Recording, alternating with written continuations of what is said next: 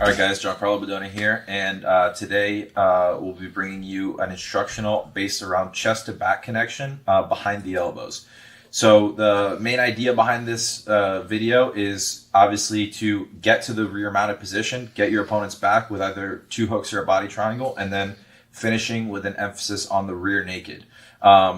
We also touch on how to make your opponent carry body weight in those positions, how to break your opponent down when he's looking to stand up on you. So looking for breakdowns from turtle position, referee's position, 4-point position, and when your opponent stands up, how we can return them back down to the mat and put them in positions where they're carrying your body weight, where you're making them work harder than you, and then ultimately getting to the back and finishing from the back. So everything based around chest to back connection behind the elbows. Hope you guys enjoy, and thanks so much for watching. Today, this video is going to be based around chest to back connection behind your opponent's elbows. If you guys followed the front headlock or the chest to back in front of the elbows videos, you understood that I like to differentiate chest to back connection to in front of the elbows and behind the elbows, because the way you approach both of them is very different. But chest to back connection is one of the most fundamental connections in the sport. There's a variety of different connections, such as knee elbow connection, chest to chest connection. So there's a bunch of different connections that you should look to target in order to get a positional advantage on your opponent. And chest to back is one of those. And this video is going to emphasize chest to back behind the elbows, okay?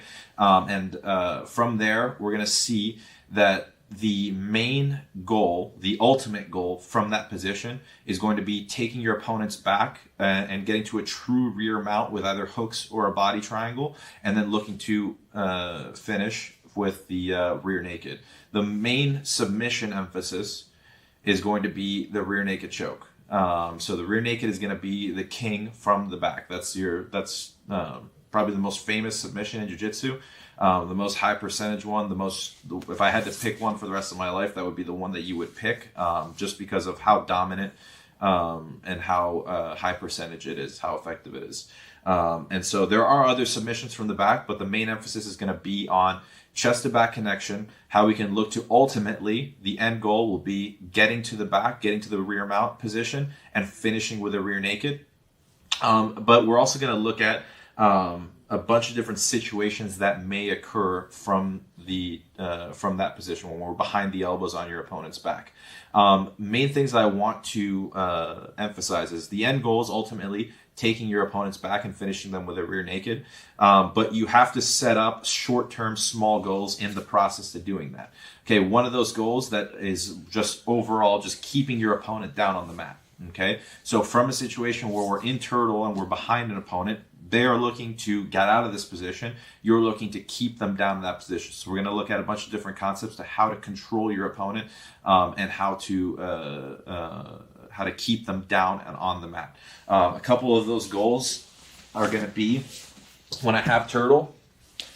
Okay, this is where we'll be doing most of our work from. This is going to be the favorable position behind the elbows. Okay, he is looking to do his best to get out of this position. So in order for us to maintain him in this position, we have to make him carry our body weight. So that's going to be one of the goals that we're going to put a lot of emphasis on. It's going to be, how can I make him carry my body weight from a variety of different situations and reactions that he might give me. So making our opponent carry our body weight, that if he looks to go to get up from these positions, there's going to be all my body weight hanging off of him. I'm going to really make it so that everything that he does in this position is labored and more difficult. Okay, and that's going to make us much more efficient, and that's going to make his work rate be a lot higher than ours. Okay, we want to focus on, from any situation when we're behind the elbows, we want to focus on this idea of keeping our knees around our opponent's hips. So that's the next goal that I want us to think about, is when we're behind the elbows, ultimately, if our knees are not around the hips, how can we get our knees around our opponent's hips? And then from here, how can we make him carry our body weight? Okay, and then ultimately, we're going to look at this idea of breaking our opponent down to his hip. Okay, not just from turtle, but from a variety of different stances that he might take. Okay, so we're going to look at how to keep an opponent down who's looking to get out and away from us. We're going to look at how to get to positions where our knees are around the hips and where we can control this guy and make him carry our body weight. We're going to look at a number of different reactions that he might give us, and we're going to look at breaking our opponent down to a hip from a variety of different stances that he might take, not just turtle, but a few of the other ones that we're going to look at, okay? And if we can look to constantly break somebody down to a hip, to a position where he's significantly less athletic, now from here, I can make him carry my body weight, and when he goes to get up, okay, it's going to be very, very difficult. I'm going to be able to make my opponent use a lot of energy. So from positions like this, it's very difficult for him to be explosive. Okay, if he's on his knees and his elbows, or on his hands and his knees, he can be a lot more explosive. He can be a lot more mobile.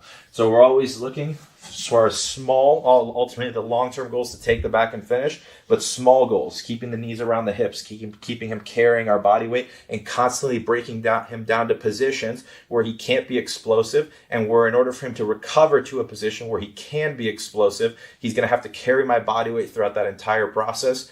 He's going to have to be fighting off my hooks and my attempts at taking his back, and we're going to make it labored, and we're going to make it so that he has a higher work rate than us. Also, what to expect from your opponent in positions like this, okay? We are looking to, as we talked about briefly, and we're going to touch more on this in the later segment, but looking at keeping him between our hips. We're already behind the elbows. Now from here, we're looking at keeping his hip between our knees, okay? So from positions like this, it's only natural that if I want to keep his hips between our knees, he realizes that he wants to get his hips out from underneath my knees, okay? So you can expect your opponent to be trying to off-balance you, get his hips free, and then from here going to a variety of different responses. Depending on the style of opponent you have, these may change, okay? Your opponent could look to go stand up vertically, where he stands straight up and looks to get out and away from us. That's one response that we need to be able to expect. Your opponent could look to try to get up and do a 4-point stance, where he tries to circle the hips away from me, and now from here looks to get away, and this is something that we have to learn how to both negate and then deal with and return him back down to the mat, okay? So we're going to look how to negate the stand-up, and then how, if he does manage to stand up, how we can bring him back down to the floor, okay? And you guys will see later on how this is going to be a very tiring process for him, provided we can do the right things, the things necessary to not just prevent him from getting up, but to keep returning him back down to the mat. And if the guy keeps trying to stand up, that is a very tiring process for him to try to stand up, get down, get broken down, stand up again, over and over and over again. Another response that we have to look to expect is your opponent going into a variety of different types of rolls, okay? My opponent can go into things like Granby rolls, for example, where he goes in and he looks to start targeting my elbow and getting back to neutral positions, something that he can do from a variety of different positions and stances that he might take. Your opponent might look to go for reversals, okay, where he grabs a hold of my wrist and then from here, and then from here rolls me, and then now we go from top position to bottom position, okay? So those are things that we need to expect as well. And again, this is not limited to turtle. There's other positions where he can do that to me. And then also, another thing that we have to be careful of is your opponent trying to roll into your legs, okay? So it's all going to depend on the style of opponent you have, okay? Some opponents will be more inclined to look to stand up. Maybe the guy's a wrestler and he's going to look to stand up on you. Maybe the guy's more of a jiu-jitsu guy and he's going to look to try to roll out and get to your legs, okay? So we have to be careful of your opponents going into a variety of different responses. Maybe he goes in and he starts looking to reach and he starts rolling into my legs, okay? And now from here, we're looking to fight off of our opponent off of our legs. So those are some of the main things that we have to look to expect from chest to back position, where your opponent might try to counter the position or just get out of the position. And those are some of the goals that we want to look to set, both small and short-term goals, and then ultimately the long-term goal, which is going to be to take the rear mount and then finish your opponent with an emphasis on the rear naked.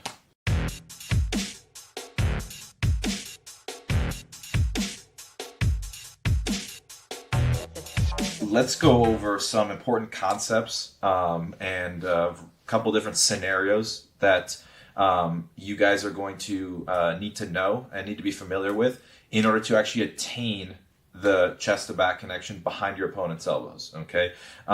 So there's a couple of concepts that you guys need to, that I want to go over and for you guys to keep in mind that translate to a variety of different techniques. Okay, and there's a few different scenarios where these concepts will be applied and where you guys will see them. So there's a lot of different positions that you can get the back from.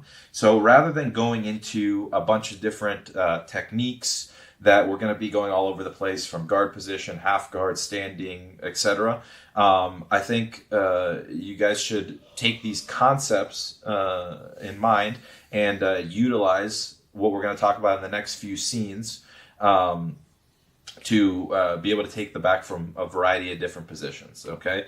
The first concept that I want you guys to keep in mind is that if you can see your opponent's back, you should be able to take your opponent's back. Okay. And there's a bunch of different ways that you can take your opponent's back, but for the most part, if you can see your opponent's back, you should be able to get behind them and take their back, control them in a turtle position, in a rear body lock, in a 4-point, and then work your way into your opponent's back. Okay, so for example, if I come out on Placido and I start coming out and I see my opponent's back and shoulders. From here, there's obviously going to be a race, okay? However I do it, with whatever technique I choose, from here I can physically see Placido's back. If he turns and faces me, I can no longer see his back. Now I can't take his back. But if I can see it, now I can start looking to get to an angle where I'd be able to get around and start looking to take my opponent's back, okay?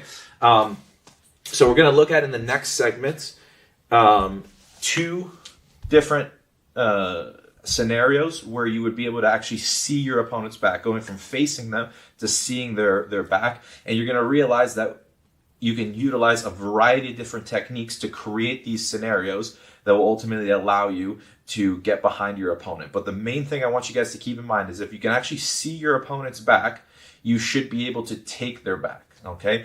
And like I said, there's tons of different techniques from infinite amounts of positions to take your opponent's back. Ultimately, this entire sport is based around getting to two positions, and one of those two positions is the rear mount and the back. So the entire sport is built around getting to that position. There's no other martial art that emphasizes the back as much as jiu-jitsu. So the entire sport is built around this idea of seeing and getting to your opponent's back. So the first thing I want you guys to think about is just create that, have that in your mind, that if you can see your opponent's back, you can take their back, and from a variety of different positions, you're going to be able to apply that principle. And in the upcoming clips, we're going to look at primarily two specific scenarios that you guys are going to look for from a variety of different positions that are going to allow you to see your opponent's back and then ultimately take your opponent's back. All right, guys. So the first scenario that I want you guys to look to try to create when you are looking to chase your opponent's back is getting around your opponent's elbows or beating the elbow. Okay. The number one sign that I have gotten behind my opponent is if I've beaten his elbow. Okay. So as long as I am in front of Placido's elbow, I'm not on his back. But the second that I've gotten behind the elbow, now the back becomes a very, very viable option, and I'm almost pretty much 90% there, okay? Once I've beaten the elbow, the next target is always going to be the far hip, okay? But first, we have to be able to see the back, okay? If we can see the back, we can take the back. So in order for me to see the back, I have to beat his elbow. Now I can see his back. I've gotten past the line of the elbow. So that's the critical point, is the elbow. If I can get behind the elbow, I can see the back. Once I'm behind the back, now my next target will always be the far hip, okay? And climbing my way to the far hip in order for me to take my opponent's back. So the first concept, the first scenario that you guys are going to be looking to create is going to be that of getting outside of your opponent's elbows. Let's look at a couple of ways that you could do that. The more high percentage ways that you can do that, without going into too much detail on the technique itself, but mainly this idea of getting around your opponent's elbows and how you can do that and how you can beat the elbow from a variety of different positions. We'll start off in standing position, okay? Probably the king from both standing and ground for getting outside of your elbows is without a doubt for our sport going to be the arm drag, okay? So arm drags are great because they're applicable both from standing position and from bottom position. They don't require a lot of effort or risk at all. Okay, so from situations where I'm standing in front of my opponent, and from here I take a wrist and I go in and I start taking the opposite hand through and into my opponent's armpit, wrist deep. And from here, I start looking to drag my opponent's arm on by. You can see that now I go from directly in front of Placido over chest to chest to now a situation where I can see his back. Okay, I'm outside of his elbow. And from here, I'm going to be able to go in and start looking to hunt for that far hip.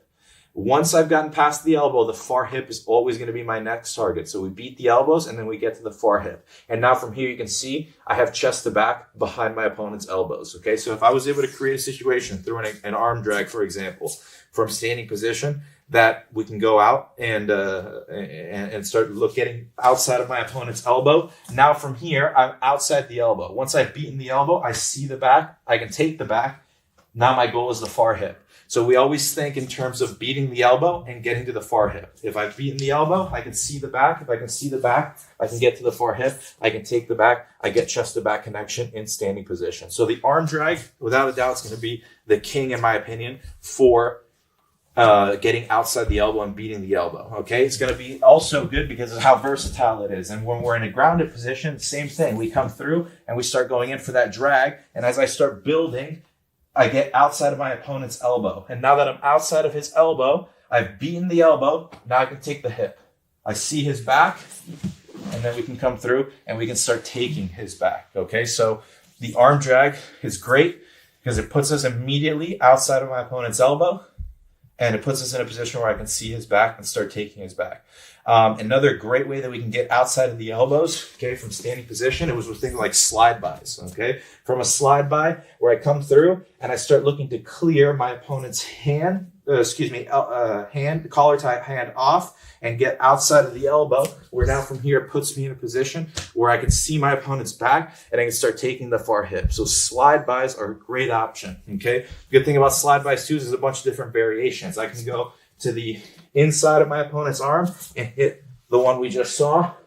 I can go in and I can start looking to throw my opponent's elbow on by. There's a bunch of different variations of slide bys, and we can come out and maybe we can hit an over tie slide by where I come in and I get to the head and I clear his elbow on by, but it's a great move. There's a variety of different types of slide bys. They all put me in a situation where I'm outside the elbow, okay?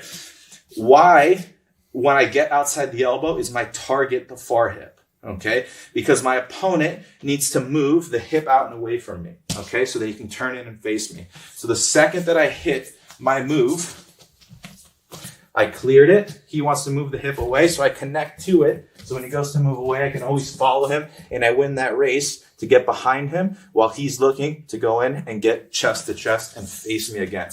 So slide bys are another great variation, another great way that we can go in and we can get outside of the elbows. Again, there's a variety of different types, but it's just another way to get outside of the elbow. Another great way to do so is from situations where I go in and I have a body lock on my opponent, where I come through and I start looking to body lock him from here. And as we go in and we start pressuring into our opponent, if I feel that the whizzer hand is a little bit free, from here I just shuck my opponent on by and I get outside the elbow. And once again, we're behind our opponent with the throw by from the body lock. So anything that gets us outside of our opponent's elbows and gets to a situation where I can see him, see his back, and get to his far hip is going to be great. Down on the mat, when we go in and we have an opponent in turtle in front of us, if I have, just turn a little bit, if I have chest to back and I'm in a front headlock type scenario, okay, where we saw in the previous chest to back series, where we went over a bunch of different ways to go from in front of the elbows to behind the elbows. Just touching on that as well, that's another situation where I have to get outside the elbows and control my opponent's far hip. So I come through and I go into a variety of different go behinds. So now I've beaten his elbow and my target is going to be the hips. And then once I get to the hips, I can get in behind my opponent's elbows and go in and start taking his back. So There's a bunch of different scenarios that may happen, but the main thing is through all these different techniques, you create that situation where I get outside of the elbow. Once I'm outside the elbow, my target is going to be the hip. So I go from elbow to hip. I get to outside the elbow. That allows me to see his back. Once I see his back, I get to the far hip and I can take his back from there. Okay, so first thing I want you guys to focus on is with this overlapping idea, this big concept of see the back and take the back. I want you guys to think about getting outside the elbows. If you can beat the elbows, you can see the back. If you can see the back, you can get to the far hip and you can ultimately take the back. All right, so the next one we're going to talk about is going to be ETB, or ear to back. Okay, if I can get my ear to my opponent's back, we're going to have a very good chance of taking our opponent's back. So from in terms of seeing the back and getting to the back, we looked at getting outside of the elbows, okay, which is a great option because I get around the elbow. And once I'm around the elbow now, past the line of his elbow, I can start going in and getting to my opponent's back, accessing the hips and getting behind him. Now we're going to look at something where instead of going around the elbows, we're going to look to get underneath the elbows and then get our ear to our opponent's back, okay? There's a variety of different ways that you can do this, okay? One very good option that we can use is things like, for example, duck unders, where I come through, I start pressuring into my opponent, and when I feel him pushing back, we hit a duck under action that puts me underneath my opponent's elbows and brings his body forward towards me. And now from here, I can take my right ear to my opponent's back, okay? And then now from here, I can see my opponent's back. I've beaten the elbow, only I've gotten underneath it instead of around it this time. And now from here, I get ear to back connection. And when I go in and I start hunting for the hips, okay, one of the great things about this connection is that when I get around my opponent's waist, when he goes to try to lock a whizzer on me, he can't do so because of my head position, okay? So it makes it so that when I have my hands locked around my opponent's waist, if I was facing the opposite direction, he can go in and put a whizzer. And now from here, it's difficult for me to get behind him. But because I beat the elbow, I got underneath my opponent's elbow and I got ear to back connection.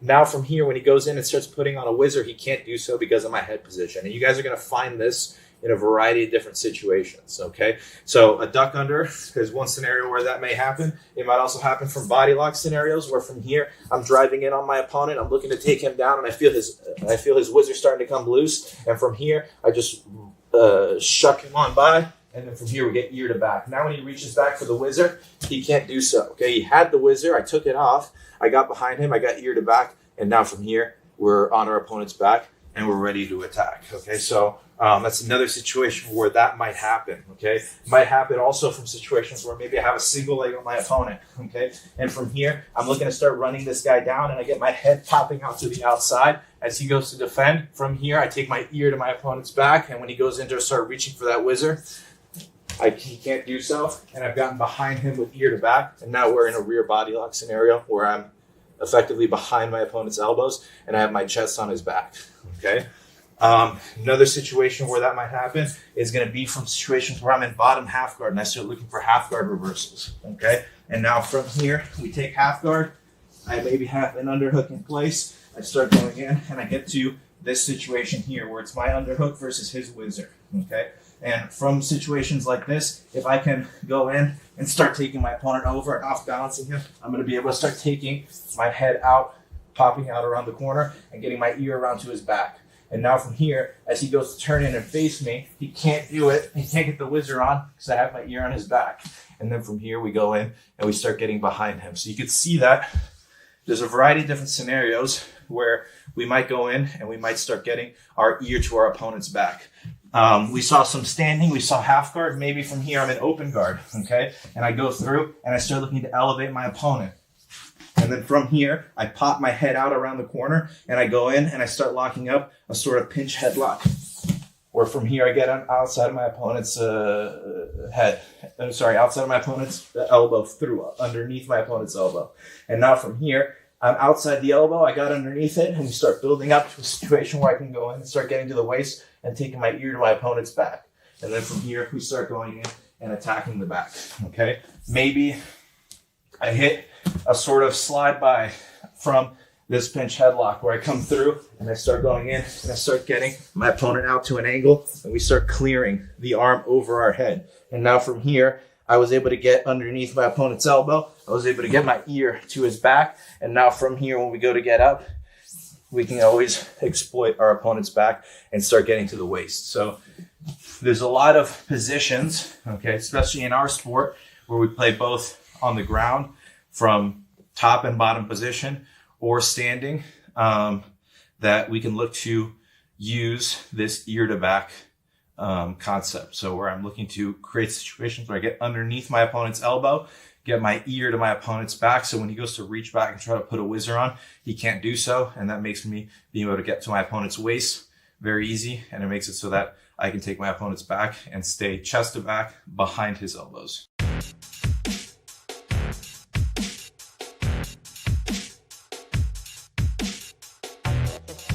The first situation we're going to look at for attacking behind the elbows is going to be a turtle position, which is going to be the one that I think is going to be the most common for submission grapplers and for jiu-jitsu people. And then there's a variety of different scenarios that may occur from turtle or different stances that he might take, but depending upon what he wants to do to get out of that position. And so something that's very important is that we talked about previously on what we should be looking to expect from our opponent, whether or not he wants to stand up on us, whether or not he wants to start rolling out and reversing us or going into Granby rolls. Maybe he wants to roll into our legs and start attacking our legs from there. Maybe he wants to 4-point and then look to do things from that position. So knowing these things, knowing these reactions that he can give us, we can negate a lot of those by having a proper posture in the turtle position. And you'll find that in almost all positions in jiu-jitsu, there's a kind of fundamental posture that you guys have to take. So whether you're an open guard, seated, or supine, there's specific postures that are best because they negate a lot of your opponent's attacks. So there's like a stance or a posture that you have to use. And then ultimately it's up to the other person to look to break that posture or stance and then go into their attacks and vice versa. And so it's no different in turtle. Okay. We'll talk a little bit about from specifically the turtle, what from a defensive perspective, posture options are, or his stance options, however you want to refer to it as. But primarily for us, in order to get maximal control and negate the things that he might do to look to get out, our standard posture or standard ride position is going to be, and keeping in mind the small goals that we talked about previously about making him carry body weight, about controlling the hips, is going to be with our 2 knees around his hips, okay? And with our knees on top of his thighs here, okay? And this is going to be our standard ride position, also known as a cowboy ride. So that's what we'll call, what we often refer to it as. So a standard ride position from turtle or the cowboy ride. And from here, basically, what I want to do is I want to create a situation where my knees are on top of his body with my body weight on him, where I have chest to back connection. However, chest to back generally starts around the mid or lower back, okay? We don't want to be too high up here when we don't have hooks, chest to upper back, because there's a high risk of us getting rocked off, okay? So we generally start chest to back, slightly on the lower back here, just like so. For this standard ride position, we are always going to be biased to one side. So I'm never going to be completely in a straight line behind him, but I want to be off to one side where my far knee covers the far hip. So if I'm on my right side, his left hip would be the far hip, the right one would be the near hip. So my knee on the far side is covering the hip, okay? So it's just enough that I keep his 2 hips between my knees. And the opposite knee is also covering the hip, but it's on top of the thigh here. And then I have my 2 hands in behind the elbows initially. And then from there, we can start switching depending upon what we want to do. But in terms of just like standard positioning here, the 2 hands in just behind the elbows, they don't have to be locked. They don't have to be placed anywhere specifically. As long as I'm behind the elbows here, we're good. And the main thing is I want to keep most of my weight on my opponent. So my toes are relatively light here. Okay, they're touching the ground, but most of the weight is on him. And the reason why this is good is because from a position like this, where my chest is on his back, where my body weight is on top of his hips, where his hips are between my knees, from here, any direction that my opponent goes, he'll be between my knees. Okay, so it's really ultimately up to him to try to free his hips and then look to go into his escapes. Okay, from positions like this, it makes it easy to go into my offense. Okay, it makes it easy for me to start transitioning to seatbelt. Makes it easy for me to start breaking my opponent down and taking him out of his stance and posture, which we'll talk about in a second. It makes it easy for me to, if my opponent were to stand up from here, if he was to try to stand up, you can see that he would be able to expose the waist very easily because I'm between his knees. Sorry, he's between my knees. Okay, whereas if he was to stand up in situations like this, where I don't have weight on him, where my knees are on the floor and he's not between my knees, now from here you can see that he gets height on me so easily, the waist isn't exposed. I can't really put hooks in when he tries to stand up on me. So our whole thing is to ultimately, we want to get to the rear mount. Okay, so we need to have a kind of headquarters posture. This is kind of like our HQ. When we're in turtle position, this is where you start doing all your work. So you go to this standard ride position where, demonstrating it from the other side, I had a knee on top of his thigh. Now I'm on this side here. I'm always biased to a side. I'm looking across I'm starting on his left hip and I'm looking across to his right shoulder. So we have this diagonal point of view on our opponent. My other knee is around my opponent's hip, and the near side knee is going to be on top of the thigh here. So he's between my knees. I have chest to back connection. I have my two hands in behind the elbows, okay? I don't even have to focus on gripping wrists right now. I don't have to focus on locking hands. I don't have to focus on anything. As long as my elbows are in tight and my hands are behind his elbows. Right now, this is our standard ride position. This is where we start doing our work. And if he breaks this stance or he breaks this posture, it's up to me to look to get back into this posture. Regardless of whether he stands up, regardless of whether he tries to roll out, regardless of whether he tries to do anything, our whole thing is to, one, from this standard ride position, negate most of the things that he can do. Okay, so we make him carry our body weight. As long as I'm in this position, in order for him to roll out of here, it's not really going to be very effective because I'll always be able to follow him. I'll always be able to keep him between my knees, okay? In order for him to go in and start standing up without exposing himself to hooks or to strangleholds, he's going to have to free his hips out from between my knees and get my body weight off of him so he's not carrying my body weight as he goes to attempt to stand up.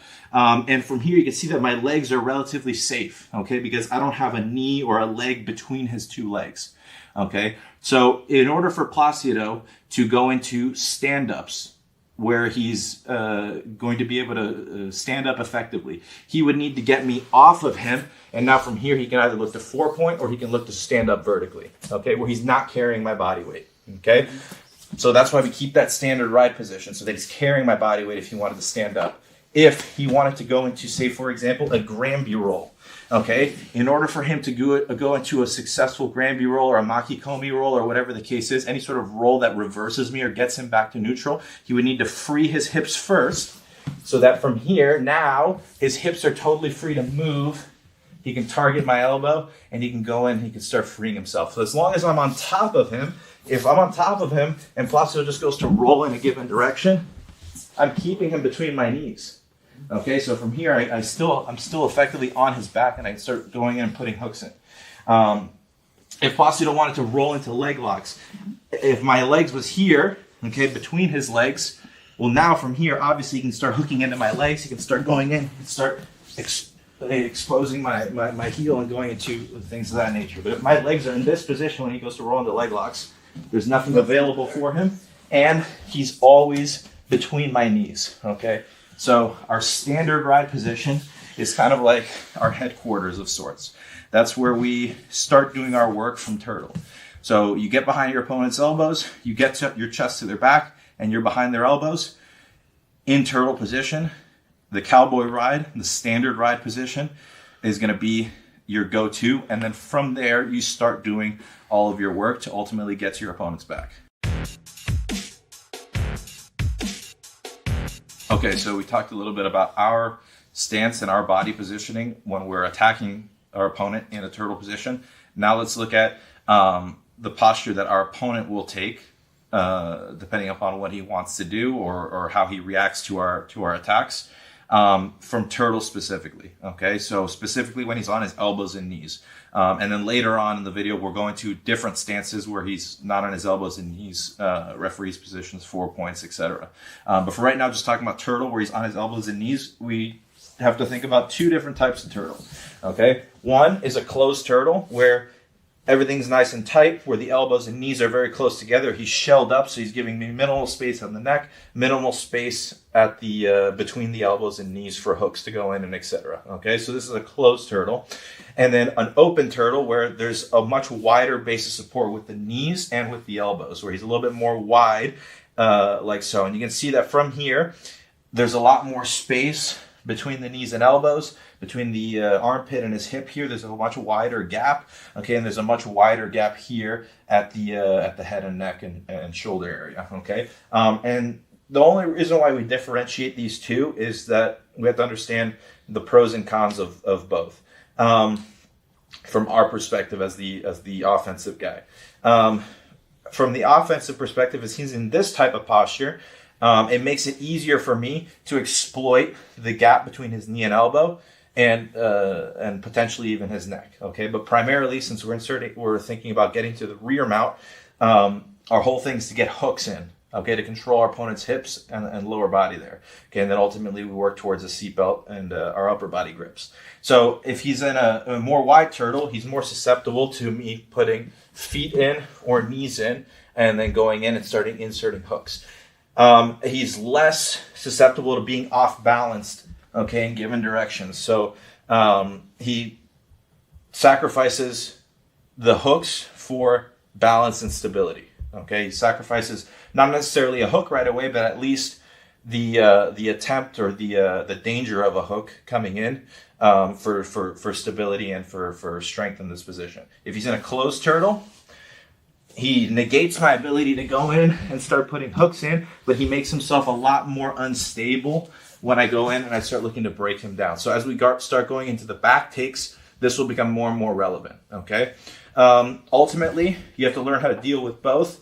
Generally, I find that people that are more jiu-jitsu people tend to be more worried about the hooks and the neck, so they play more closed turtles. Okay, whereas people that are more the wrestler types will play a little bit wider because they're more worried about getting their back exposed to the floor, etc. And oftentimes they won't even worry about, they'll play more with the hands off the floor, which is more of a referee's position, which we'll talk about a little bit later. But generally, I just find that more wrestler types, people that are more worried about ending up on bottom, are more prone to playing a wide turtle. Jiu-jitsu people are more worried about strangles and the back being taken, so they generally start off with a more closed turtle. And but it doesn't really matter because ultimately you gotta have to play between closed and open turtle. You don't really pick that; your opponent picks that. And we're going to be looking at ways to either off balance our opponent and take him from a turtle down to a position where he can't be explosive and can't move around very much. And he has to carry our weight to try to get back up to his knees and to his base, or look to exploit our opponent and make him go from a closed turtle to an open turtle, and then from there we go into our attacks. So just understanding the two stances from a turtle position that your opponent might take would be probably a closed turtle or an open turtle, and then we learn how to work from our standard ride position against those two postures. We're talking about turtle position and attacking the turtle, and we talked about our standard ride position for control and for negating our opponent's escapes and counters, making him carry our body weight, things like that. We talked about the stances that he might take from a turtle position, being a closed turtle and an open turtle, and how we have to deal with both of those. The next thing we're going to look at is from the turtle, Okay, we know that our end goal is the rear mount and ultimately using the rear mount to finish with the rear naked. Okay, and that's going to be the emphasis of this video, is going from behind the elbows, chest to back, to ultimately chest to back in a full rear mount and going into the strangle with the rear naked. Okay, so that's going to be the way that we progress through the video. But there's a step-by-step progression that we have to take, okay, to get from turtle, where we don't have any hooks in, to where we're chest to back, maybe a little bit lower on the body, and then the lower and mid back, to a back, head, and arm, and hooks or a body triangle in, to then ultimately go in and finish. So in order to get to a full rear mount, there's a process, and there's a variety of different techniques that we're going to look at. But ultimately, they kind of all do the same thing. So they're different techniques, but the progression is very, very similar. Okay.